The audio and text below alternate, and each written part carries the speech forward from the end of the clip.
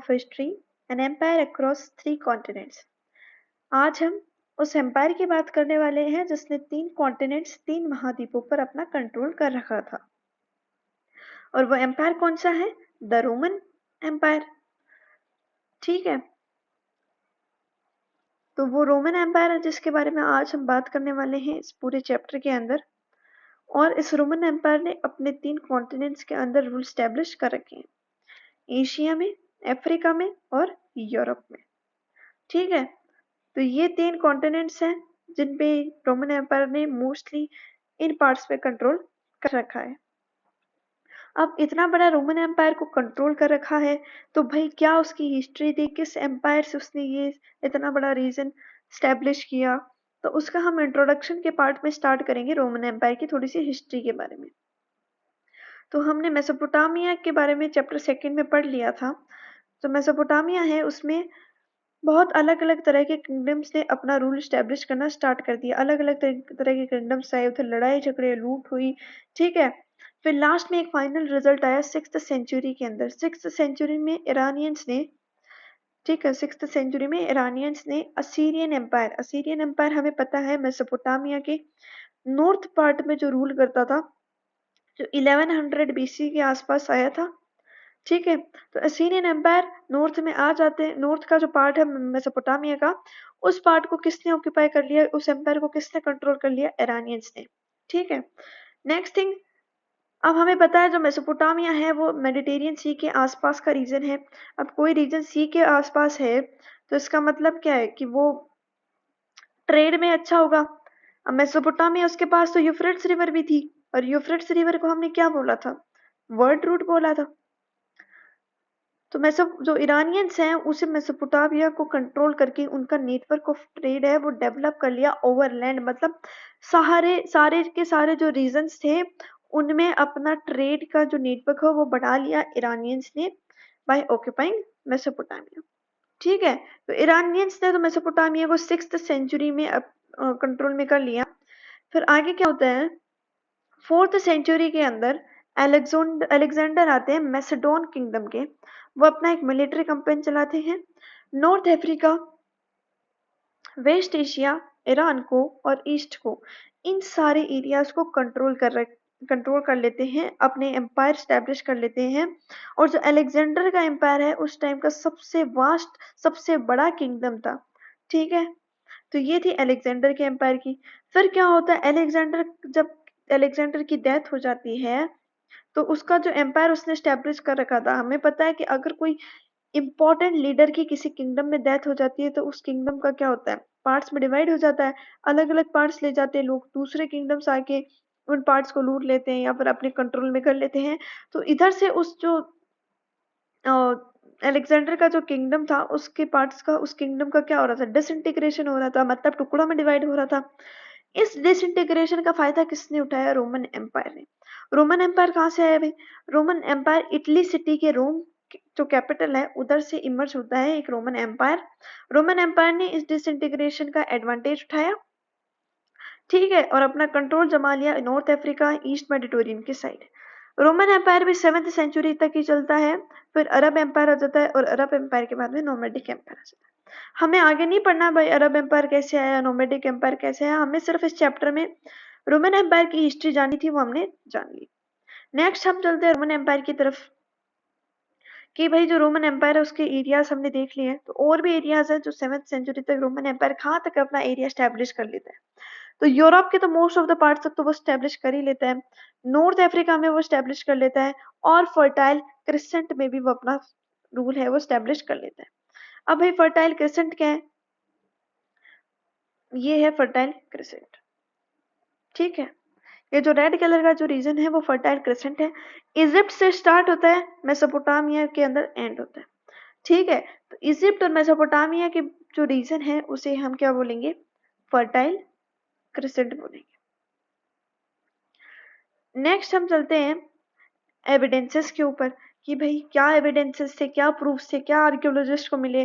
तो first evidence हमें दे रखा है टेक्स्ट के ऊपर, लेटर्स, स्पीचेस, लॉज, एनल्स, जो भी बातें पहले की लिखी जाती थी, जैसे कोई लेटर लिख के भेज दिया या फिर जो नए राजा ने जो लॉज अपनाए हैं वो बातें भी लिखी जाती थी, या फिर राजा की स्पीच को लिखा जाना, किसी वेल्दी क्लास की स्पीच को लिखा जाना, ये सारी चीजें लिखी हुई जो चीजें हमें थी मिली थी वो टेक्स्ट के अंदर इंक्लूड होती है। तो जो भी पार्ट जो लिखा हुआ था वो आर्कियोलॉजिस्ट ने समझा, हमें बताया हिस्टोरियंस ने।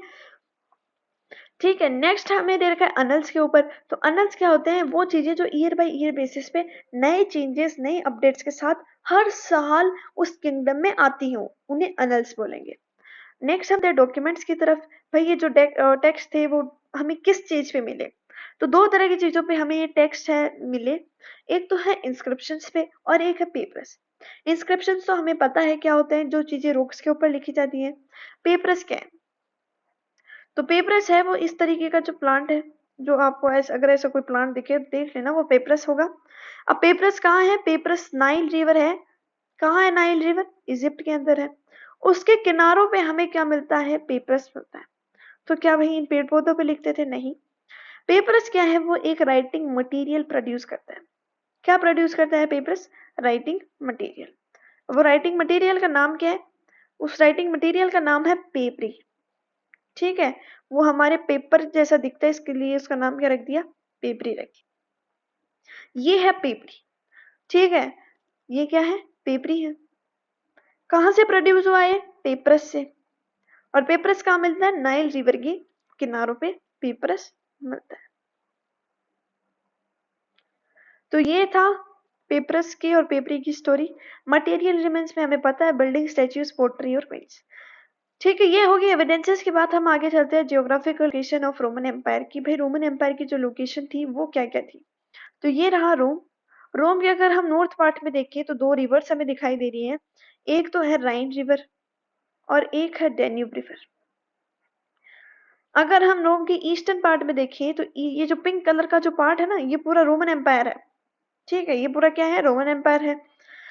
इसका एंड कहाँ हो रहा है, ईस्ट के अंदर हम देख रहे हैं मेसोपोटामिया का जो रीजन उधर एंड हो रहा है। मेसोपोटामिया के रीजन में भी कहा, यूफ्रेट्स रिवर की ओर। तो ईस्ट में हम क्या बोलेंगे, यूफ्रेट्स रिवर। साउथ में हम क्या बोलेंगे, एस से सहारा डेजर्ट। और वेस्ट में हम क्या बोलेंगे, अटलांटिक ओशियन। ठीक है, कहाँ तक एंड हो रहा है, देखिए इसकी बाउंड्री कहाँ है, इधर टच हो रही है अटलांटिक ओशियन के पास। इधर इसकी बाउंड्री कहाँ टच हो रही है, सहारा डेजर्ट के पास। और इधर कहाँ हो रही है, यूफ्रेट्स रिवर के पास। और ऊपर कहाँ हो रही है, राइन और डेन्यूब रिवर के पास। तो ये था जियोग्राफिकल लोकेशन। नॉर्थ में आपको याद रखना है राइन और डेन्यूब रिवर, ईस्ट में यूफ्रेट्स रिवर, और साउथ में सहारा डेजर्ट, और वेस्ट में अटलांटिक ओशियन। अब जो इम्पोर्टेंट बात हमें सीखनी है कि जो रोमन एम्पायर है उसके एक एनिमी भी था, एक दुश्मन भी होना चाहिए। भाई इतना बड़ा एम्पायर स्टैब्लिश कर रखा है, तो रोमन एम्पायर का जो दुश्मन है वो है ईरानियन एम्पायर। ठीक है, तो साथ साथ में हम ईरानियन के भी कुछ फीचर्स देखेंगे, जैसे अभी हम उसकी लोकेशन के बारे में देखेंगे। तो ये रहा ईरान। ईरान की ईस्ट में है अफगानिस्तान, नॉर्थ में है कैप्सियन सी, और वेस्ट में है अरेबिया। ठीक है, तो ये था ईरान की लोकेशन। आगे हम थोड़ी और देख लेते हैं ईरान की लोकेशन। तो ये देखिए, ये ईरान रहा, ये सऊदी अरेबिया रहा, और ये अफगानिस्तान रहा। इधर हम और देख सकते हैं, ये कैप्सियन सी, ये ईरान, ये अफगानिस्तान, ये सऊदी अरेबिया, और ये जो पूरा रीजन है वो सऊदी अरेबिया हो गया। यहाँ क्या है, मेडिटेरियन सी, और इधर से जो है वो टिग्रिस रिवर है। ठीक है, हम देख लेते हैं एक बार टिग्रिस रिवर को, सॉरी यूफ्रेट्स रिवर को भी। ये रही यूफ्रेट्स रिवर, और ये क्या दिख गया हमें, अरेबिया। तो ये जो इधर का पार्ट हमें दिख रहा है ना, वो ईरान के अंडर में है।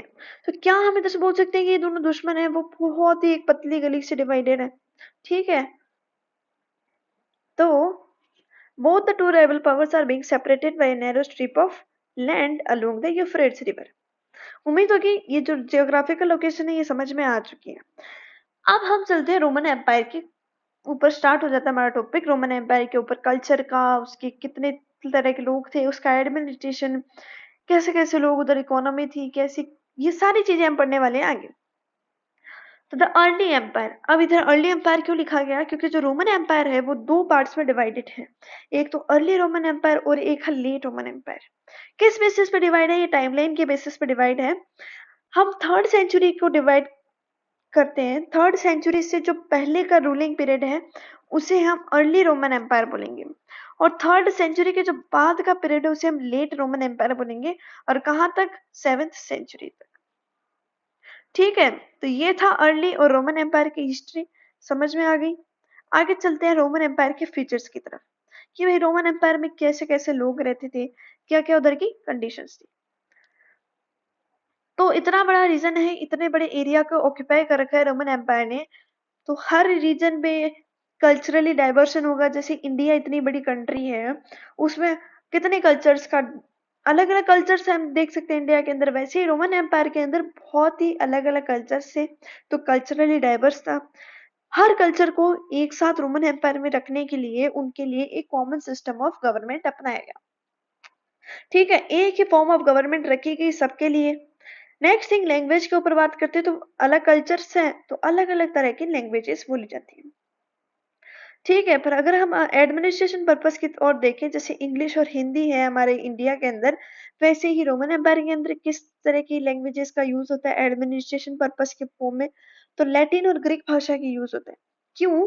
क्योंकि जो वेल्दी पीपल्स थे वो एडमिनिस्ट्रेशन के अंदर सबसे ज्यादा थे, अपर क्लास के जो लोग थे वो सबसे ज्यादा थे, तो इनके बेसिस पे ग्रीक और लैटिन भाषा को यूज किया गया।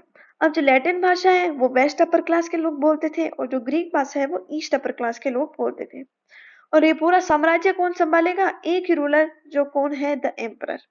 तो हम फर्स्ट एम्परर से स्टार्ट कर देते हैं हमारी कहानी, जो है ऑगस्टस। ऑगस्टस थे फर्स्ट एम्परर थे, जिन्होंने रूल किया 27 बीसी से 14 बीसी की तक। ठीक है, और ऑगस्टस वही राजा थे जिन्होंने रोमन रिपब्लिक से रोमन एम्पायर बनाया।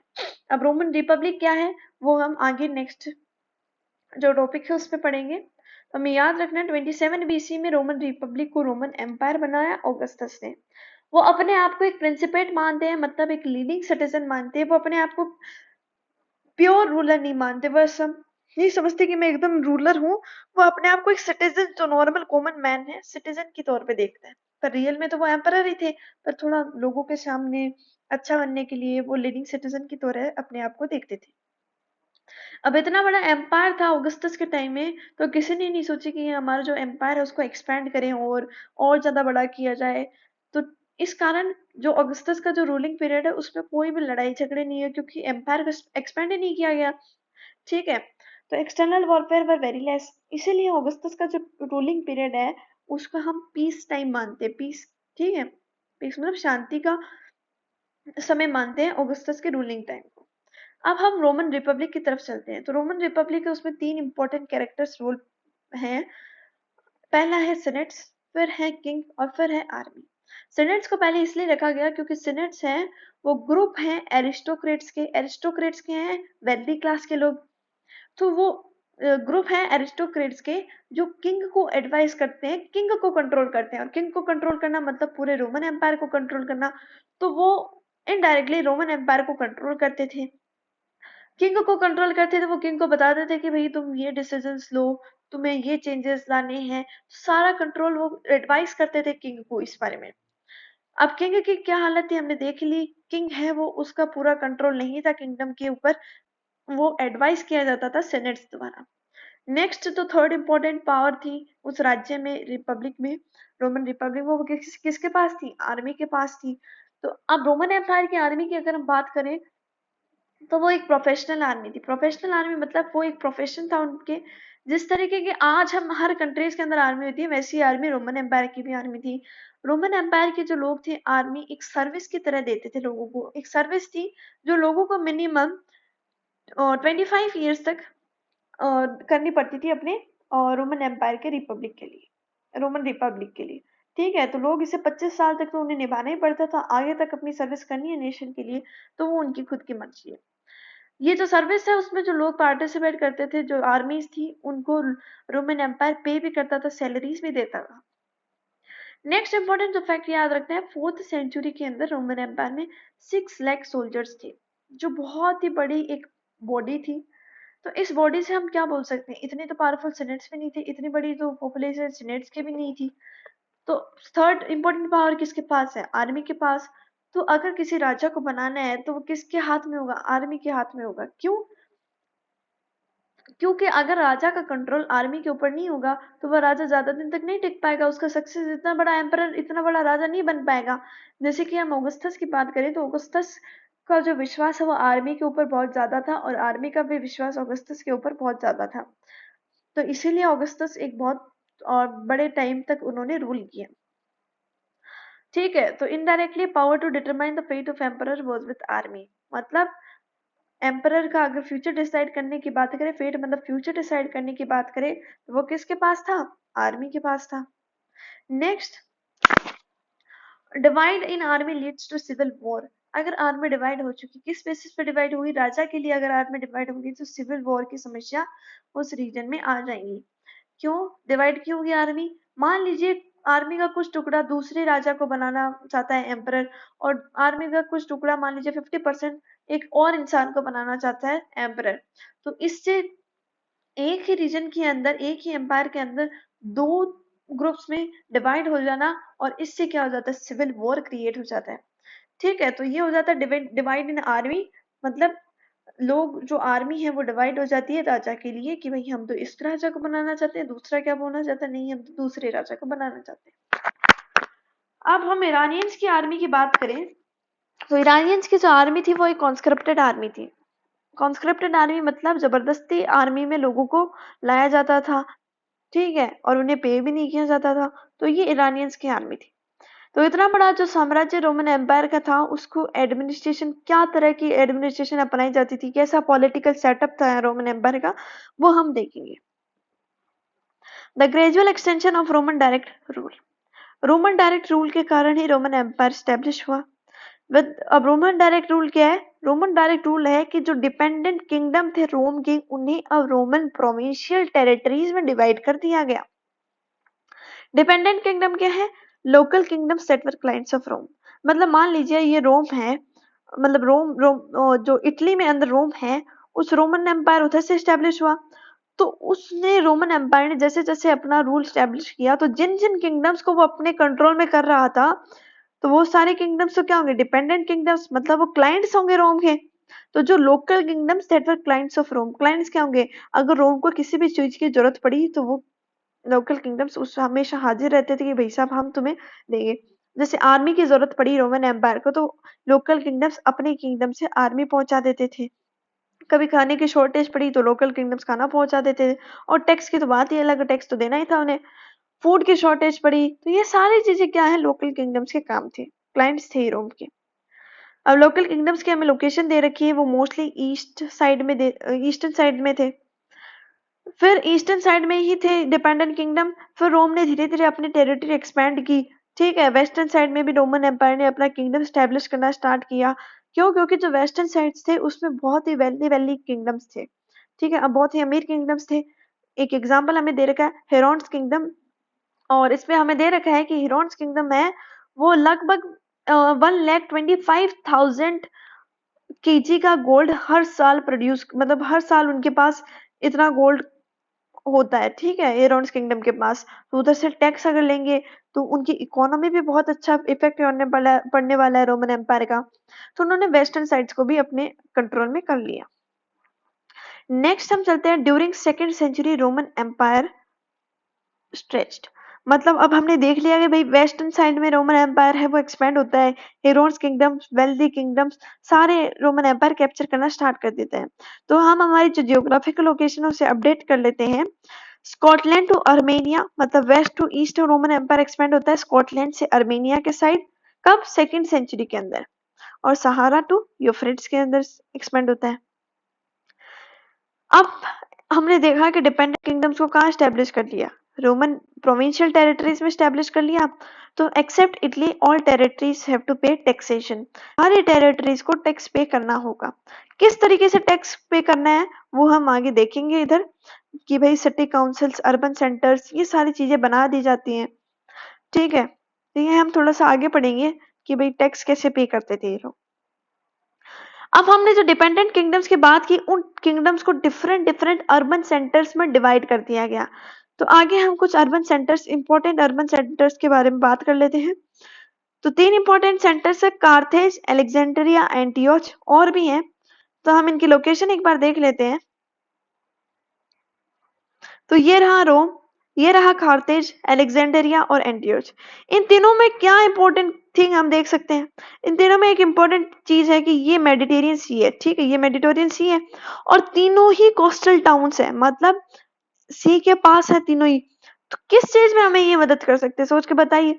अगर सी के पास है, तीनों ही कोस्टल टाउन्स है, तो वो हमें सिर्फ एक ही चीज में मदद करवा सकते हैं, और वो क्या है, ट्रेड।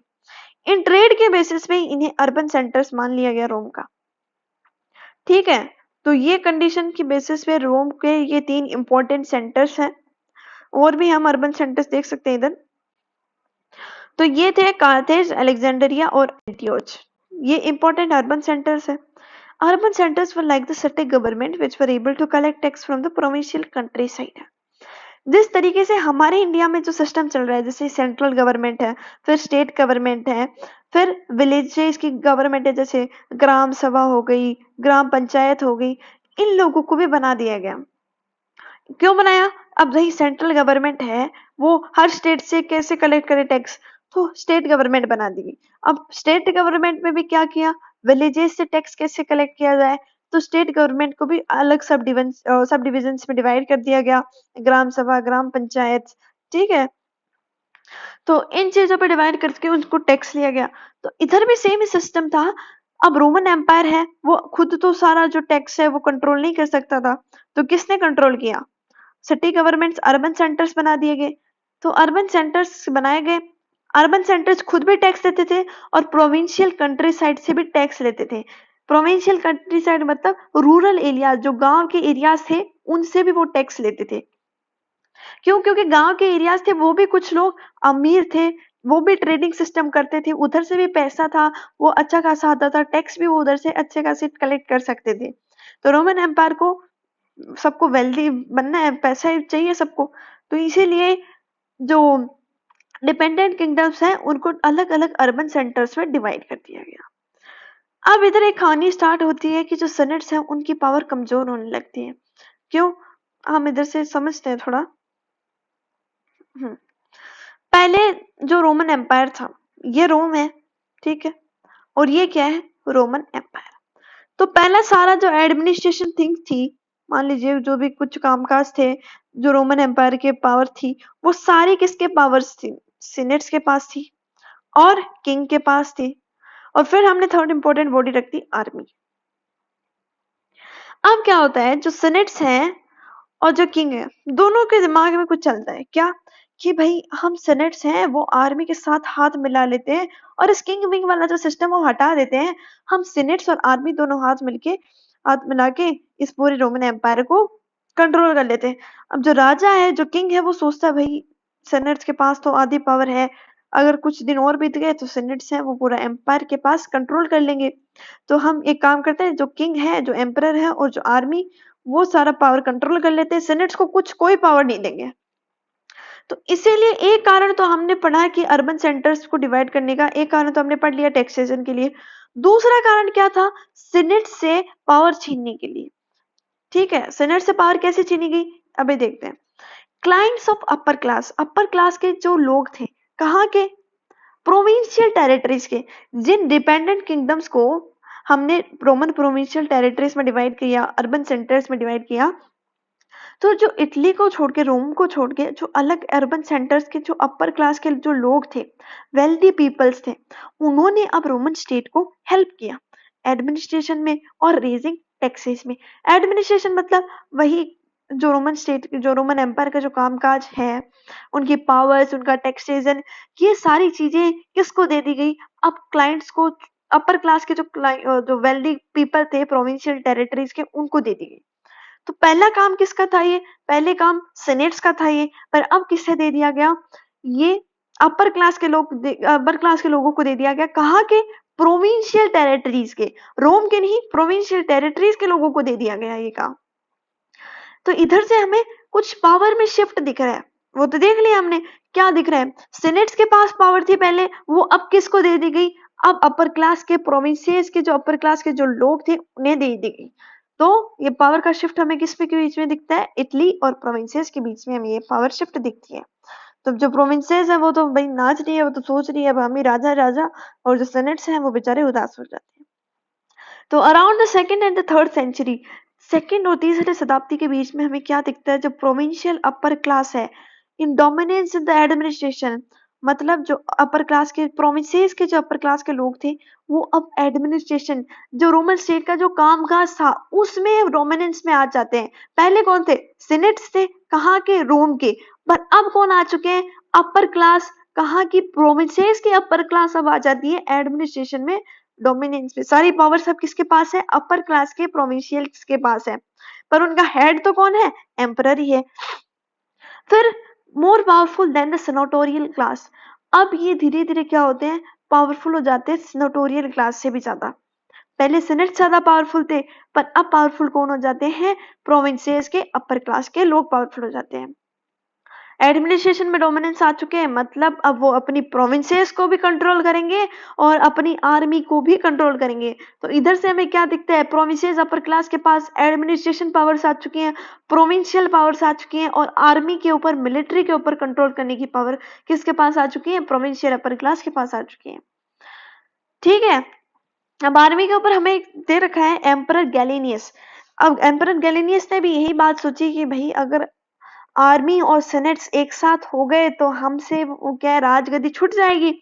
तो एक्सक्लूड सेनेट्स फ्रॉम मिलिट्री कमांड, उन्होंने मिलिट्री कमांड से, मिलिट्री के अंदर पार्टिसिपेट करने से भी और मिलिट्री के ऊपर कंट्रोल करने से भी सेनेट्स को पूरी तरह हटा दिया गया, मतलब मिलिट्री से बिल्कुल नहीं मिलाया गया सेनेट्स को। क्यों नहीं मिलाया गया, to prevent the situation when empire power gone to senate's hand, ऐसी सिचुएशन ना पैदा हो, ऐसी कोई सिचुएशन नहीं आए इस एम्पायर के अंदर, इसीलिए एम्पर गैलिनियस ने ये सारी चीजें मना कर दी कि भाई तुम मिलिट्री में नहीं आओगे। क्यों, क्योंकि अगर एम्पायर की पावर सेनेट्स के हाथों में चली गई तो राजा तो नहीं रहेगा, फिर राजा की तो कोई पोस्ट नहीं रहने वाली। तो इसीलिए हमें सेनेट्स की पावर छीन ली जाती है और ये किसे दी जाती है, प्रोविंशियल अपर क्लास के लोगों को दी जाती है।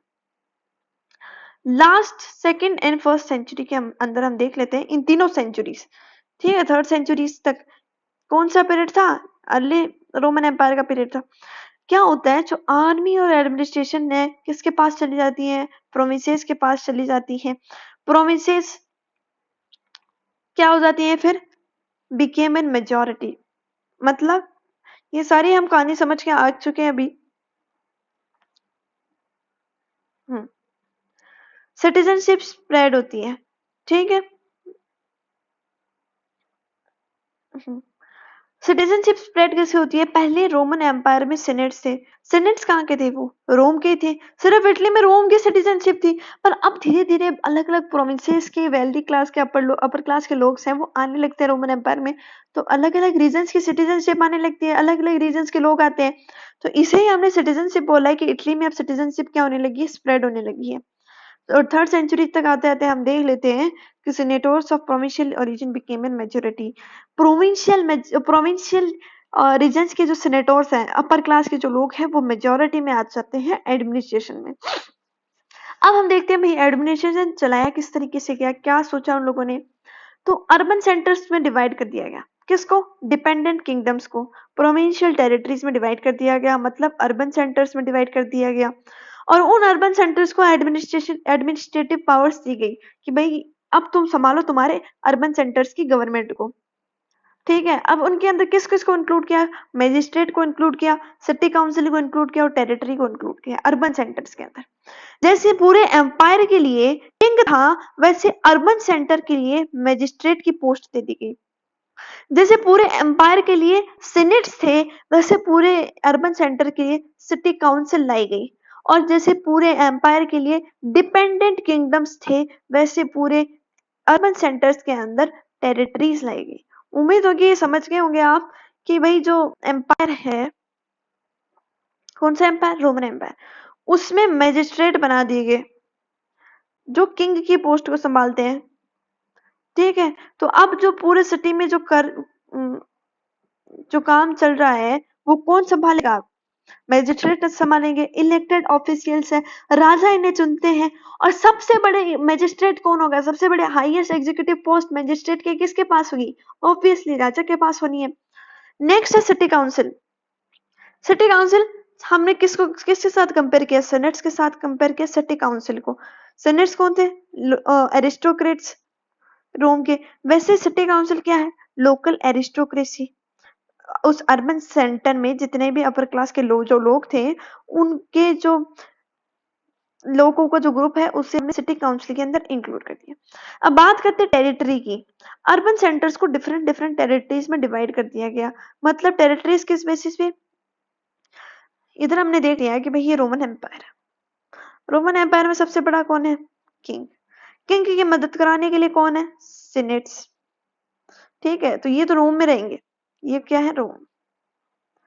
नेक्स्ट हम देखते हैं कि रोम में कुछ डिपेंडेंट किंगडम्स हैं, उनको अब क्या बना दिया गया? Urban centre. ठीक है, अब क्या होता है? अर्बन सेंटर्स में इसको डिवाइड कर दिया। अर्बन सेंटर्स के अंदर राजा की पोस्ट पे किसे रखा गया? मैजिस्ट्रेट को रखा गया। और मैजिस्ट्रेट की मदद कराने के लिए किसको रखा गया? सिटी काउंसिल को रखा गया। आगे बात समझ में? तो जैसे इस किंगडम में अर्बन सेंटर्स हैं, वैसे अर्बन सेंटर्स के अंदर टेरिटरीज बना दी गई। ठीक है, किस चीज की टेरिटरीज? विलेजेस की टेरिटरीज बना दी गई। आगे बात समझ में? तो ये विलेजेस की टेरिटरीज बना दी गई। तो यही टेरिटरीज हम देख सकते हैं, group of villages which are under jurisdiction. जो अंडर जुरिडिक्शन मतलब किसके अंडर में आएंगे? वो सारी चीजें कंट्रोल में किसके आएंगी? मजिस्ट्रेट के और सिटी काउंसिल के जो एरिया राजा ने दिया है कि भाई ये तुम्हारा एरिया है। तो जो अर्बन सेंटर्स के अंदर को जो जुरिडिक्शन है, जो कंट्रोल है, मजिस्ट्रेट और सिटी काउंसिल का जो एरिया का जो कंट्रोल है, उन बेसिस पर इन ग्रुप टेरिटरीज को डिवाइड कर दिया गया। ठीक है, अब हम सारी जो टेरिटरीज पढ़ ली, अब हम सिटी की पढ़ते हैं कि भाई advantage of living in cities. लोग अगर शहरों में रहेंगे तो क्या फायदा उनको? तो प्रोवाइड फूड ड्यूरिंग शॉर्टेज और फेमाइंस। अगर भूखमरी आ गई या फिर खाने की कमी पड़ गई, तो वो जो सिटी के लोग थे उनको खाना मिल जाता था सरकार द्वारा, पर गांवों में नहीं मिलता था। Public buildings for entertainment like amphi theatre या फिर सर्कस। पब्लिक बिल्डिंग्स थी। ठीक है, पब्लिक बिल्डिंग्स जैसे आज के हमारे पास सिनेमा हॉल है, मॉल्स हैं। तो एंटरटेनमेंट इंजॉयमेंट के लिए एम्फी थिएटर लगाए जाते थे। एम्फी थिएटर क्या होते हैं? इस तरीके के, यहाँ पे तो कुछ एक्टिविटीज करी जाती हैं और इधर लोग बैठ के क्या करते हैं?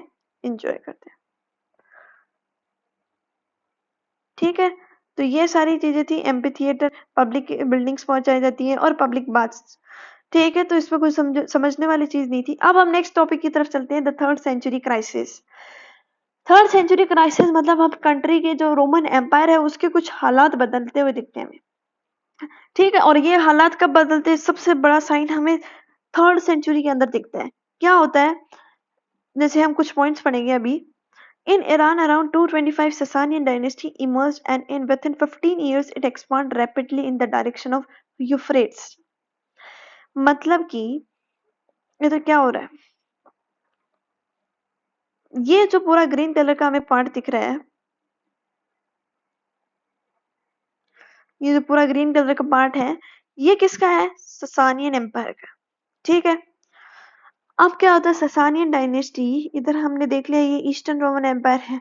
दोनों को डिवाइड कौन कर रही थी? Euphrates river. तो पहले यूफ्रेट्स रिवर कहाँ थी? इधर मतलब रोमन एम्पायर के टच में थी। पर अब क्या होता है? यूफ्रेट्स रिवर, पहले ईरान यहां तक था। ठीक है, फिर ईरान का रूल धीरे धीरे बढ़ता है। किसने बढ़ाया? Sasanian dynasty. Sasanian dynasty emerge होती है थर्ड सेंचुरी के आसपास, अर्ली थर्ड सेंचुरी में 225 में। ये एक्सपेंड होती है, 15 सालों में एक्सपेंड कर लेती है और अपनी इतनी बड़ी टेरिटरी यूफ्रेट्स रिवर के डायरेक्शन में बढ़ा लेती है। तो इधर से हम क्या देख सकते हैं कि भाई जो रोमन एम्पायर है उस पर थोड़ा खतरा मंडरा रहा है। ससानियन डायनेस्टी कभी भी अपना रूल स्टैब्लिश कर सकती है। ठीक है, तो 225 में ससानियन डायनेस्टी आती है, अपना रूल स्टैब्लिश करती है 15 ईयर्स के अंदर। नेक्स्ट हम चलते हैं शाहपुर फर्स्ट की तरफ। ठीक है, शाहपुर फर्स्ट है वो ईरान के एम्परर है। एक रॉक की इंस्क्रिप्शन में हमें दिखता है कि उसमें लिखा हुआ था शाहपुर फर्स्ट के बारे में कि उन्होंने रोमन एम्पायर के 60,000 सोल्जर्स को मार गिराया और जो एंटियोच है, एक एंटियोच उस टाइम रोमन एम्पायर की कंट्री थी, उसका रीजन था एंटियोच, उसके कैपिटल को भी अपने मतलब कैप्चर कर लिया, उसकी कैपिटल को भी अपने कंट्रोल में कर लिया। किसने? शाहपुर फर्स्ट ने। फिर 223 480 के बीच में repeated inventions in the provinces के बीच में बहुत ही गड़बड़ दिखती है, हलचल से दिखती है। कहीं कभी से कोई किंगडम आके लूट कर ले जाता है, कहीं मतलब जो हालात है वो कंट्री के कुछ सही नहीं चल रहे। और जो और रिपीटेड इन्वेंशंस है वो हम चैप्टर के लास्ट में देखेंगे कि भाई जो रोमन एम्पायर है वो कैसे लास्ट में कैसे उसको हार माननी पड़ी। फिर rapid successions of emperor in the third century, 25 emperors in the 47 years, 25 सालों तक 47 मतलब 47 ईयर्स में 25 एम्परर चेंज हो चुके हैं, मतलब एक राजा 2 साल तक भी नहीं टिक रहा था। तो ये हालत हो रहे थे एम्पायर के थर्ड सेंचुरी के अंदर। Cities of German tribes began to move against the Rhine and Danube. जो जर्मन ट्राइब्स थे वो हमने पढ़ लिया, राइन और डेन्यूब रिवर कहाँ थी? रोमन एम्पायर के नॉर्थ में। तो रोमन एम्पायर के नॉर्थ में जर्मनी के कुछ ट्राइब्स हैं जैसे कि अल्मानी, गोथ्स, फ्रैंक्स, इधर नाम लिख लेते हैं हम।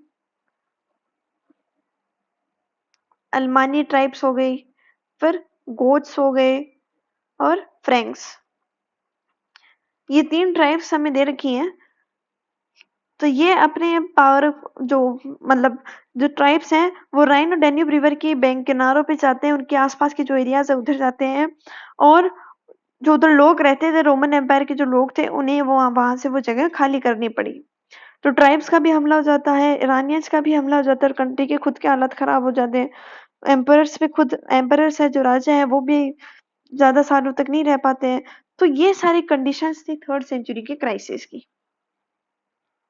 अब हम कंट्री के किस तरीके का जेंडर था, किस तरीके की फैमिलीज थी, क्या-क्या लैंग्वेजेस थे, कैसे कल्चर थे, उनके बारे में बात कर लेते हैं। तो जेंडर के ऊपर हम बात करें तो न्यूक्लियर फैमिलीज थी।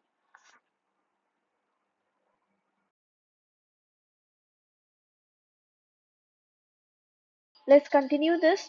We were on the topic gender literacy and culture. ठीक है, तो इस वीडियो में हम देखेंगे कि भाई जो रोमन एम्पायर है उसमें किस तरीके की फैमिली थी, लोग कैसे रहते थे। फिर हम आगे देखेंगे लिटरेसी, लोग कहाँ तक पढ़े हुए थे, कैसे कैसे लैंग्वेजेस का यूज होता था, और फिर लास्ट में कल्चर के ऊपर। तो जेंडर में हम देखेंगे तो फर्स्ट पॉइंट है न्यूक्लियर फैमिली का होना। न्यूक्लियर फैमिली मतलब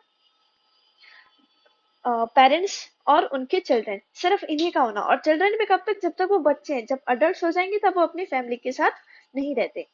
तो ये हम देख सकते हैं न्यूक्लियर फैमिली जहाँ पे पेरेंट्स हो और चिल्ड्रन हो, उनके फादर मदर ये सारे लोग नहीं रहते। Adult don't live with their families, जब बच्चे बड़े हो जाते हैं तब अपनी फैमिलीज के साथ नहीं रहते। अब भाई घर वालों के साथ नहीं रहेंगे तो वो ब्रदर्स के साथ रहना तो एक बहुत ही बड़ा एक्सेप्शन हो गया। तो वो जो बच्चे हैं, जो भाई बहन हैं, वो अपना कॉमन हाउस होल्ड भी शेयर नहीं करते थे। But slaves were included in family, जो गुलाम हैं उनके, जो नौकर हैं उनके, जो काम करते हैं, वो फैमिलीज के अंदर इंक्लूड थे। नेक्स्ट अगर हम बात करें वुमेन्स की ओर, तो वुमेन्स है legal right of owning and managing property. मतलब उनके पास ऐसे लीगल अथॉरिटी थी, ऐसे राइट थी कि वो जब उनकी शादी हो जाएगी तो वो अपने फादर से प्रॉपर्टी ले सकती हैं और उसे मैनेज भी कर सकती है। मैनेज का मतलब जैसे वुमेन के पास प्रॉपर्टी आ गई फादर की, तो शादी करने के बाद वो प्रॉपर्टी वो अपने हस्बैंड को नहीं दे सकती, वो प्रॉपर्टी उसकी ही होगी, हस्बैंड नहीं ले सकता उसके पास। तो वो ऑन भी करती है प्रॉपर्टी और अपनी प्रॉपर्टी को वो मैनेज भी करती है। After marriage also husband doesn't take authority to get women's property, मतलब औरत की प्रॉपर्टी को हस्बैंड है वो नहीं ले सकता शादी के बाद भी। डावरी ट्रांसफर टू हस्बैंड, जो दहेज है जिसे हम डावरी बोलते हैं, वो शादी के बाद हस्बैंड की हो जाती है। Wife have legal independence, legally wife के पास इंडिपेंडेंस होता है। डिवोर्स वॉज इजी, जो डाइवोर्स है वो बहुत ही इजी है, मतलब दोनों हस्बैंड और वाइफ दोनों को हाँ बोल के बस गवर्नमेंट के पास या कोर्ट जो भी है उधर जाके वो डाइवोर्स ले सकते हैं। In the law the married couples for two financial entity, अगर हम लॉ के हिसाब से देखें, लीगली देखें, तो दो मैरिड कपल्स हैं। मैरिड कपल्स में कौन होंगे? एक तो हस्बैंड और एक वाइफ। उन दोनों को एक ही फाइनेंशियली इंक्लूड नहीं किया जाएगा, वो दो अलग अलग हैं। जैसे इधर हमने स्टार्टिंग में पढ़ा कि जो वुमेन है उसके पास खुद की प्रॉपर्टी होती है और हस्बैंड के पास खुद की प्रॉपर्टी होती है। ऐसा नहीं होता कि जो प्रॉपर्टी हस्बैंड की होगी वो वुमेन की हो जाएगी या फिर जो प्रॉपर्टी वुमेन की होगी वो हस्बैंड के पास हो जाएगी। तो कानून के हिसाब से अगर कानून देखता है एक हस्बैंड और वाइफ को तो वो फाइनेंशियली अलग अलग तरह से देखता है इकोनॉमिकली, ठीक है। अब शादी की उम्र की बात की जाए तो जो शादी मेल्स की थी उस टाइम वो लेट ट्वेंटीज मतलब 20-21 साल से लेके 25 साल से लेके अर्ली थर्टीज तक थी। 30 तो 25 से 30 की उम्र हम मेल की मान सकते हैं और वुमेन की माने तो लेट टीन्स और अर्ली ट्वेंटीज मतलब 13 साल से लेके 20 साल तक ये औरतों की उम्र थी, गर्ल्स की। अरेंज मैरिजेस होती थी। अब जैसे हमने स्टार्टिंग में पढ़ा जो विमेन थी वो लीगली इंडिपेंडेंट थी, पर अगर हम इस पॉइंट को देखें मेंस डोमिनेटेड ओवर विमेन, मतलब जो मैन थे वो विमेन के ऊपर अपना अधिकार जमाते थे, ठीक है। वो डोमिनेंस में रखते थे कि भाई औरतें हमारे सामने कुछ नहीं है, हम उनसे बड़े हैं। और इस बात का सबूत हमें पता है सेंट ऑगस्टाइन की एक उन्होंने लिखा है अपनी बुक में। सेंट ऑगस्टाइन मतलब जैसे हमारे मंदिरों में पंडित होते हैं वैसे जो क्रिश्चियंस होते हैं उनके जो चर्च में जिस हिसाब से हम पंडित बोलते हैं वो सेंट बोले जाते हैं उन्हें। तो सेंट ऑगस्टाइन की बुक से हमें एविडेंस मिला है, वो बताते हैं कि कैसे उनकी मदर को उनके फादर मारते थे, वो निशान दिखाते थे। तो सारे ग्रुप में मतलब ऐसे पता चलता है कि जो मेंस है वो वुमेन्स के ऊपर डोमिनेट करते थे। Father have substantial legal control over the children, मतलब लीगली फादर के पास कंट्रोल होता है अपने बच्चों के ऊपर कि भाई उन्हें जिंदा रखना है या फिर मारना है। अगर कोई बच्चा पैदा हो गया और फादर चाहता है कि नहीं मैं इस बच्चे को मारना चाहता हूँ तो वो लीगली मतलब कानून के हिसाब से उसके पास ऐसी पावर होती है कि वो अपने बच्चे को मार सकता है। तो एक एग्जाम्पल भी दे रखा है कि जो बच्चे अनवांटेड चिल्ड्रंस होते हैं उनको बच्चों को सर्दियों में बाहर कोल्ड में छोड़ देते हैं और वो मर जाते हैं, ठीक है। तो ये लीगल कंट्रोल था। ये हमने जेंडर की फैमिलीज की बात कर ली, किस तरीके की फैमिलीज थी। नेक्स्ट हम मूव करते हैं लिटरेसी की तरफ। लिटरेसी वेरिड ग्रेटली, अलग अलग तरह की लिटरेसी बोली जाती थी, मतलब लैंग्वेजेस बोली जाती थी, अलग अलग स्टाइल की राइटिंग्स थी लोगों की, ठीक है। और इस चीज का एविडेंस हमें कहाँ से मिला, एक सिटी है पोम्पेई से। पोम्पेई में हमें एविडेंस मिलता है वाइड स्प्रेड कैजुअल लिटरेसी, मतलब लोगों की जो लैंग्वेज है जो लिखने का तरीका है वो सब कुछ अलग था उसमें, मतलब अलग अलग तरह की डिफरेंट डिफरेंट लिटरेसी बोली जाती थी। और इस चीज का हमें एग्जाम्पल मिलता है पोम्पेई सिटी की दीवारों पे। जो दीवार पे जो एडवर्टाइजमेंट किए जाते थे वो अलग भाषा में अलग कैरियोग्राफी में लिखे जाते थे, ठीक है। अलग अलग लैंग्वेजेस का यूज होता था। और ग्राफटी, ग्राफटी क्या होती है, जैसे ये तो मॉडर्न जमाने की ग्राफटी है, ठीक है। पर जो उस टाइम की जो ग्राफटी थी वो वॉल्स पे कुछ इस तरीके की पेंटिंग्स की जाती थी, लोग अपने हिसाब से कुछ भी लिख देते थे, तो वो अपनी लैंग्वेज में लिखते थे सब कुछ। तो इधर से हम देख सकते हैं कि भाई लोग हैं वो अलग अलग तरह की लिटरेसी का इस्तेमाल करते हैं, ठीक है। अपने माइंडसेट से वो कुछ भी लिख सकते हैं, एडवर्टाइजमेंट से हमें पता चलता है। और जो नेक्स्ट एविडेंस है वो है इजिप्ट की। इजिप्ट में हमें पेपरी मिलते हैं बहुत ज्यादा क्वांटिटीज में, ठीक है। और पेपरी हमें पता ही है एक राइटिंग मटेरियल है जो पेपरस प्लांट से मिलता है। नेक्स्ट हम देखें formal documents written by professional scribes. Documents मिलते हैं हमें, फॉर्मल डॉक्यूमेंट्स मतलब जो काम काजों में जो इम्पोर्टेंट वर्क में काम आते हो, जैसे ऑफिस में काम आ गए या फिर जो एडमिनिस्ट्रेटिव पर्पस में काम आ जाते हैं वो प्रोफेशनल स्क्राइब्स लिखते हैं, जैसे कॉन्ट्रैक्ट्स हो गया। तो ये सारी चीजें लिटरेसी की बात थी। तो इसमें दो एविडेंसेस के बारे में हमें याद रखना है, पोम्पी और इजिप्ट। अब कल्चर की बात करें, इतना बड़ा रीजन है, हमने इस पहले पहले भी देख रखे है कि जो कल्चर है वो बहुत ही डाइवर्स है। तो culture diversity in many ways and many levels, हर अलग अलग जगहों पे हर अलग अलग लेवल्स पे हर गली में ऐसे समझ लीजिए कल्चर डाइवर्सन है रोमन एम्पायर की। अब कल्चर डाइवर्सन है तो लोगों को रहना, उनकी भाषा बोलना, उनका खाना खाना, कपड़े पहनना, ये सारी चीजें अलग अलग होंगी। तो लैंग्वेज अलग थी, जिस तरह के वो कपड़े जिस स्टाइल के वो कपड़े पहनते थे वो अलग होंगे, लोग जो खाना खाते थे वो भी अलग होगा। और कुछ सोशल ग्रुप्स थे वो भी अलग अलग थे, कुछ ट्राइब्स थे तो कुछ ट्राइब्स नहीं थे। तो ये बात थी कल्चर जेंडर लिटरेसी की। अब हम नेक्स्ट चलते हैं इकोनॉमिक एक्सपेंशन ऑफ रोम, ठीक है। The empire had a substantial economic infrastructure of, जो एम्पायर है उसमें ये पांच चीजें से जो रोम की इकोनॉमी है वो बहुत तेजी से बढ़ रही थी। फर्स्ट है हार्बर्स।